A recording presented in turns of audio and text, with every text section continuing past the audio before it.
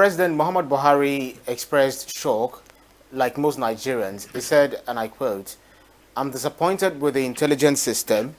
How can terrorists organize, have weapons, attack a security installation, and get away with it?" Now, a situation in which the Commander-in-Chief of the Armed Forces expressed shock. This means what? So many of such attacks have happened in his time as president.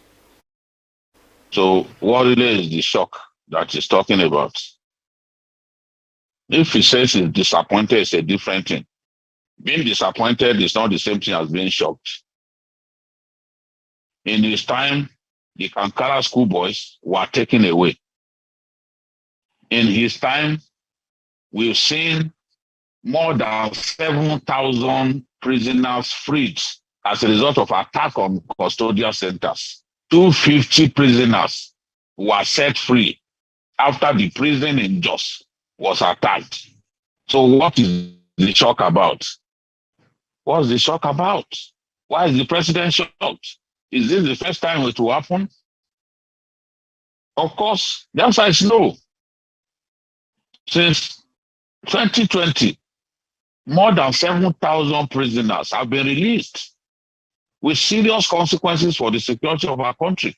In the Southeast now, insecurity is a big problem because some prisons were attacked and prisoners, some of them already sentenced to death, were allowed to run free. So this is not it's not something that the president should say he's shocked about. He can say he's disappointed. But the use of the word shocked is wrong. I mean, he shouldn't be shocked by this. In his hometown of Daura, one of his in-laws was kidnapped in broad daylight. A whole district head kidnapped in broad daylight is the president's in-law.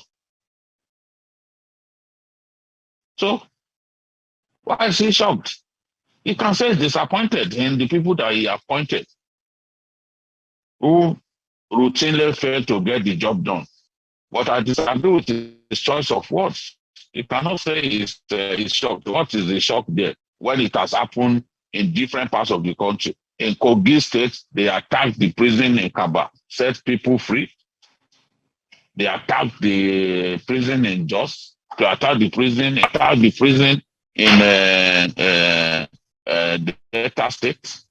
I mean, in Imo State. So many attacks have happened under President Buhari. So what is the president shocked about? The president shouldn't be talking like the rest of us. He should be taking action.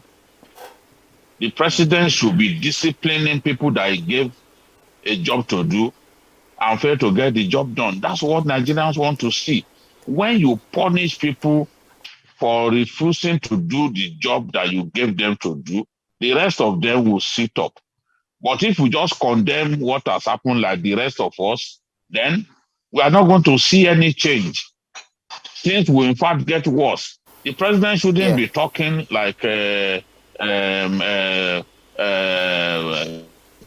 activist or like a journalist analyzing security events on TV. No, he should be talking like a decision maker, someone who will not tolerate these kind of infractions. So close to the seat of power. You can see the alarm that the UN has raised about Abuja. It's an embarrassment to the government. So the government has to sit up. The government has to take decisive actions against those given a job to do and fail to do it. Why would a prison like Kuje not have CCTV? Now the Kanu asked to be kept in Kuje Prison. Thank God now that the judge preferred to keep him somewhere else. What if on the day Kuje Prison was attacked, Kanu was there and he got hit by a bullet? Don't you know that if anything should happen to Kanu, that it could set the country ablaze? If he dies in custody, there are people who will not agree that the death was natural. there were people who not have, who keep saying that government had a hand in the attack. Hand in it. So we thank God that at least he was not kept in that prison. Because if he had been kept in that prison, anything could have happened.